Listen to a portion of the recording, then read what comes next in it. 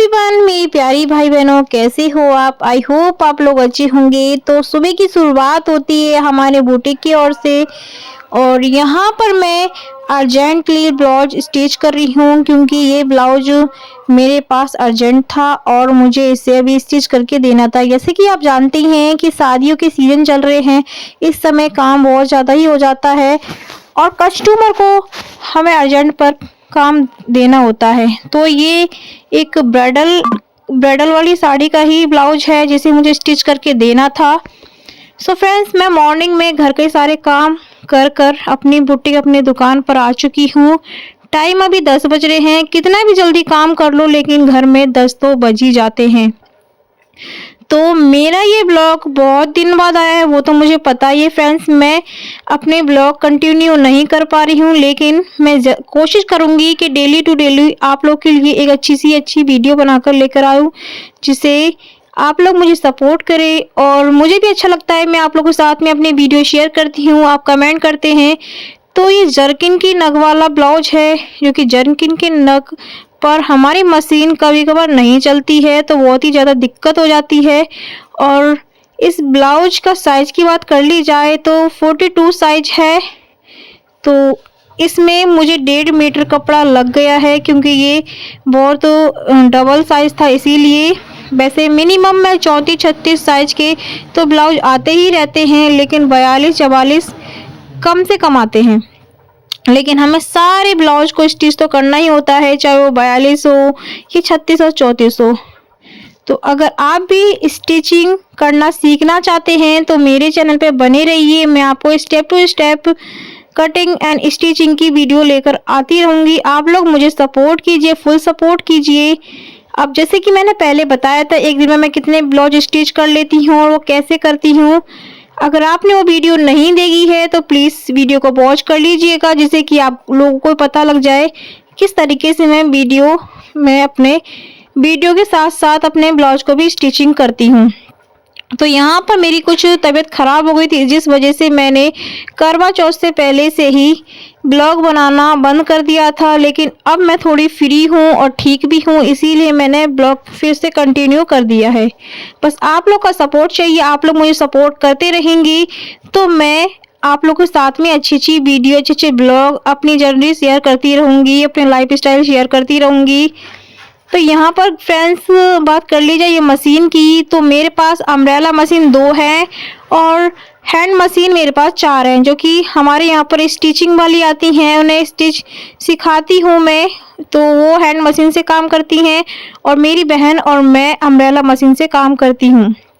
फिलहाल मैं अकेले ही मशीन पर काम कर रही हूँ और मेरा बेटा बहुत ही ज़्यादा परेशान कर रहा है। जैसे कि मैंने आपको पहले बताया था कि मेरा बेटा 5 साल का है, बेटी 9 साल की है। तो बेटा मेरा स्कूल नहीं गया था क्योंकि उसे फीवर आ रहा था और मैं उसे अपने साथ ही ले आई। यहाँ पर मैंने कुछ इस तरीके से इसका गला बनाया था, पीछे हुक पट्टी लगाना रह गई थी क्योंकि बैक हुक वाला ये ब्लाउज बना था।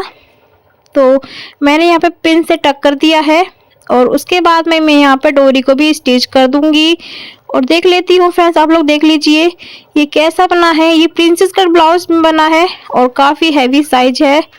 तो बन के तो रेडी हो चुका था, बस मुझे इसमें डोरी लगानी थी और हुकाई की पट्टी लगानी थी। तो यहाँ पर मेरी एक आदत है फ्रेंड्स, जब भी मैं कुछ काम करती हूँ साथ में टॉफ़ियाँ रखी रहती हूँ और टॉफ़ियाँ खाती रहती हूँ क्योंकि मुझे टॉफ़ी खाना बहुत ही ज़्यादा अच्छा लगता है। हर किसी की एक ना एक आदत होती है, कोई कुछ खाता है तो कोई कुछ खाता है, लेकिन मुझे टॉफ़ियाँ खाना बहुत ही ज़्यादा पसंद है।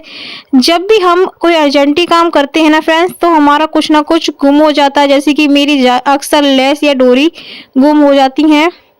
तो इन्होंने मुझसे ये कहा था कि हमें डोरी कपड़े वाली नहीं चाहिए, हमें बाहर से डोरी लगा देना। तो मैंने सोचा चलो हम बाहर से डोरी तो लगा देते हैं लेकिन इनकी लटकन थोड़ी अच्छी से बना देते हैं।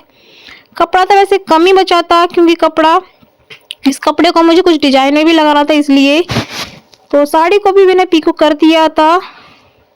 तो यहाँ पे मैं इस तरीके से ही काम कर लेती हूँ। मुझे अपने घर को और दुकान को देखकर चलना होता है, घर का भी काम बहुत होता है। जैसे कि सर्दी के टाइम पर आप जानते ही हैं कि छोटे दिन होते हैं और छोटे दिन में उठना ही काफ़ी मुश्किल होता है, लेकिन अगर हम 5 बजे उठे तो हमारा सारा काम हो जाता है।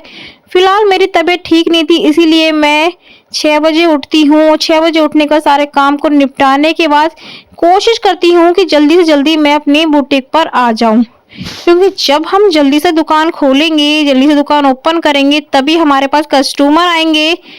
कस्टमर ये देखता है कि इनकी दुकान खुलती है कि नहीं खुलती है, तभी वो अपना ब्लाउज देने दे के जाएँगे, कोई कपड़ा दे के जाएँगे।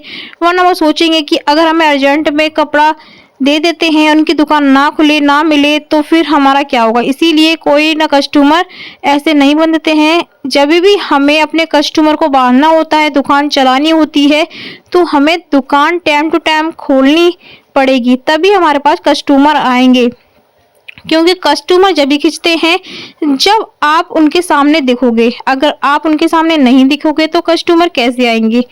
तो मैं इस लटकन में लेस लगा देती हूँ उसी कलर की, सिल्वर कलर की, जिसमें मैंने ब्लाउज में स्टिच की है, जिससे कि लटकन काफ़ी यूनिक लगने वाली है।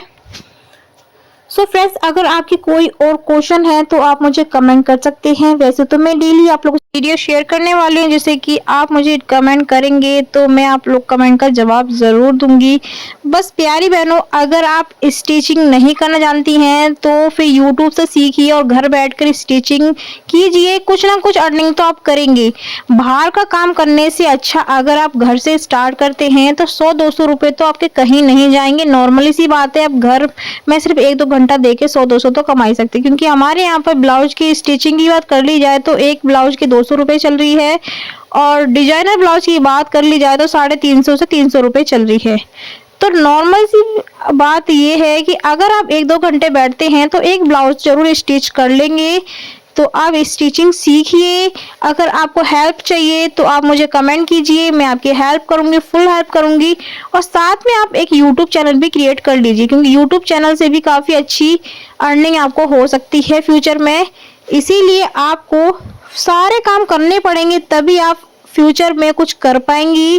क्योंकि बढ़ती महंगाई के साथ साथ एक जने की कमाई से कभी भी कुछ नहीं होगा। फिर मिलते हैं आप लोगों से एक अच्छी सी वीडियो के साथ।